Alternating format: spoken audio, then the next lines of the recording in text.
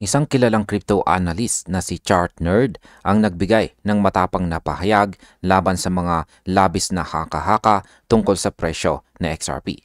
Habang maraming supporters na XRP ang naniniwala na aabot ito sa $10,000 hanggang $50,000 kada coin, sinabi ni Chart Nerd na imposible at wala itong basihan sa totoong market movement. Ayon po sa kanya, oras na para tumigil ang mga traders sa ganitong nonsense predictions na labas sa realidad ng crypto market. Kaya ayan po ang siyang ating pag-uusapan sa video na ito at ang ating pinakaunang katanungan rito ay bakit po ba sinabi ni Chart Nerd na imposible ang $10,000 to $50,000 na presyo? Sabi rito, while many XRP supporters continue to speculate about extreme future prices, prominent crypto analyst Chart Nerd has drawn a firm line against what he considers inflated projections. Ayan po kay Chart Nerd, sobra ang mga inaasahan ng ilan sa community na XRP. Sinabi niya na ang mga presyo tulad ng $10,000 hanggang $50,000 ay wala sa linya ng kahit anong realistic projection. Sa halip, binigyang diin niyang dapat mananatiling makatotohanan ang mga traders sa kanilang expectations at wag pong masyadong madala sa hype. Para sa kanya, ang ganitong sobrang taas na target ay malayo sa tunay na galaw ng market. Sa market impact, ang ganito pong pahayag ay maaring magpababa ng overhype sentiment, pero maaari rin itong magbigay ng mas stable na pananaw sa mga investors na naghahanap ng realistic entry points. Sunod na tanong ay ano naman ang eksaktong sinabi ni Chart Nerd tungkol dito? Sabi rito ay in a recent post, he wrote that XRP is not heading to $10,000 to $50,000 per coin and asked traders to please stop with this nonsense.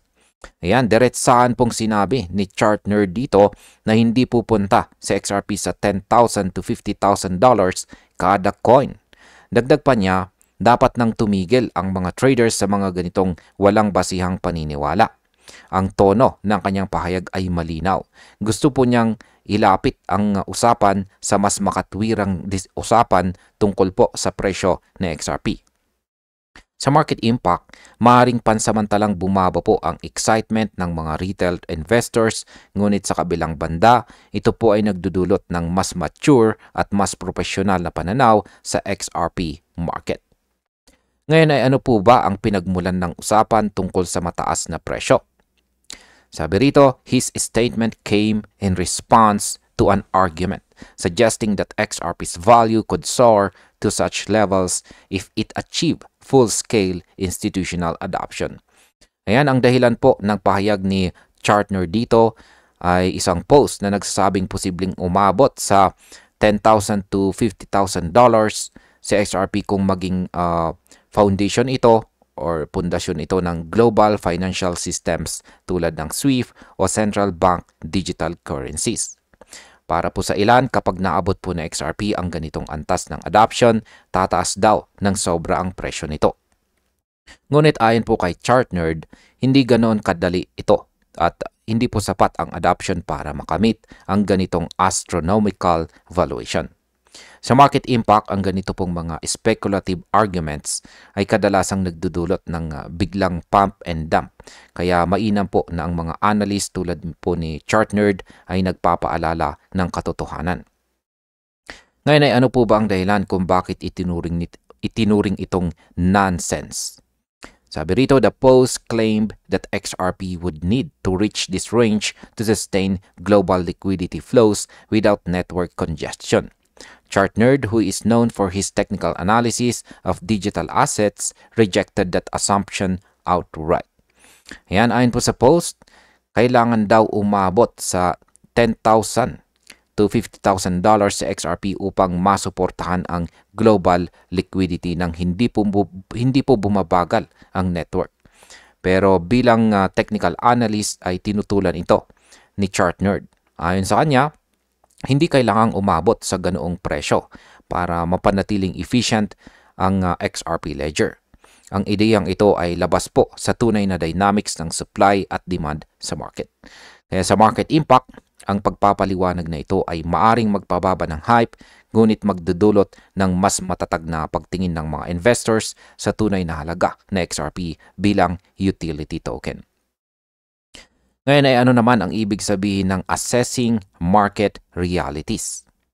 Sabi rito ay ChartNerd's position aligns with a segment of analysts who emphasize measured forecasting over speculative optimism. His message reflects instances where traders rely on market structure and real-world behavior rather than hypothetical scenarios that ignore supply constraints and regulatory hurdles.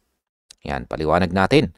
Ipinakita po ng position ni ChartNerd na mas gusto niya ang maingat at realistic na forecast kaysa sa puro optimism.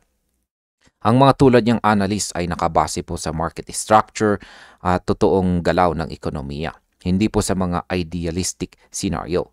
Ayon sa kanya, dapat pong isaalang-alang ang supply, demand at mga regulasyon bago gumawa ng kahit anong price prediction.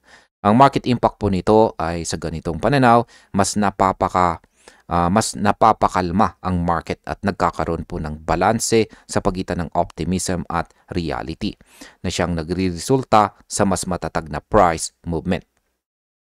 Ngayon ay bakit po ba hati ang community tungkol dito?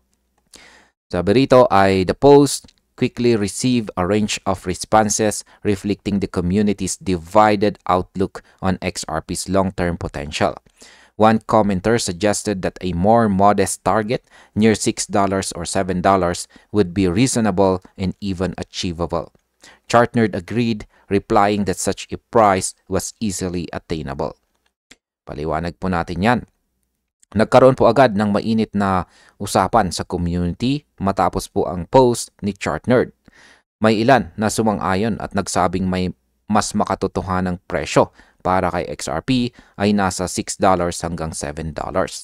Sumang-ayon po si ChartNerd dito at sinabing easily attainable daw ang ganitong range.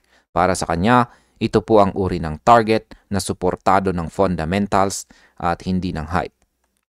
Sa market impact, ang $6 to $7 na price range ay nagbibigay po ng realistic bullish target na kayang abutin ni XRP kung magpatuloy po ang adoption at saka institutional inflows, kaya nagiging positibo ito para sa midterm investors. Ngayon ay bakit po ba tinanggihan ni ChartNerd ang mga future utility arguments? Sabi rito ay a different commenter argued that the analyst was overlooking potential future utility as blockchain adoption grows. However, ChartNerd dismissed this line of reasoning as well, starting directly, it will not. Ayan. Meron pong ibang mga commenter naman na nagsabing mali itong si ChartNerd dahil hindi niya raw tinitingnan ang future utility ni XRP. Ngunit diretsong tinanggihan ito ni ChartNerd at sinabing hindi. Para sa kanya, kahit pa lumawak ang blockchain adoption, hindi yon sapat na dahilan para umabot ang presyo ni XRP sa libo-libong dolyar. Sa market impact, ang ganito pong pahayag ay nagpapaalala sa market na kahit malaki ang potensyal na XRP, dapat pa rin itong ibase sa tunay na ekonomiya at hindi sa mga teorya. Bilang panghuling katanungan ay ano po ba ang aral sa likod ng pananaw ni ChartNerd? Sabi rito, although the XRP community continues to debate what the asset's future might hold, ChartNerd's firm rejection of exaggerated valuations signals a broader caution to investors who may conflate long-term institutional adoption with guaranteed exponential returns. Ano nga bang ibig sabihin yan? Sa kabila daw po ng patuloy na debate sa community, ang matibay na paninindigan ni ChartNerd laban sa sobrang taas na predictions ay paalala sa atin bilang mga investors na ang adoption ay hindi po otomatikong katumbas ng guaranteed returns. Dapat po nating tandaan na ang presyo po ay nakabatay sa supply, demand at paggamit ng asset, hindi po sa mga panaginip ng overnight wealth. Sa market impact, ang ganito pong realism ay nakakatulong para maiwasan ang mga bubble o sobrang speculation sa market na madalas pong nagre-resulta sa biglaang pagbagsak ng presyo. At bilang panghuli, ang aking opinyon naman tungkol dito ay malinaw po ang mensahe rito ni Chart Nerd kung saan ay maging realistic po tayo. Ang $10,000 to $50,000 target ay masyado pong labas sa realidad or katotohanan ng market ngayon. Mas mainam po na tumingin tayo sa achievable range at pagtuunan ng pansin ang tunay na dahilan kung bakit may value sa XRP. At yan ay ang kanyang bilis, utility at global payment adoption. Bilang mga traders at investors, ay dapat po tayong matutong balansihin ang pag-asa at katotohanan. Kung tutuusin, hindi kailangan ni XRP ng sobrang taas na presyo para mapatunayan ang kanyang halaga. Sa tamang panahon at tamang kondisyon, kahit $6 to $7 ay sapat na para magbigay ng malaking pagbabago sa crypto landscape.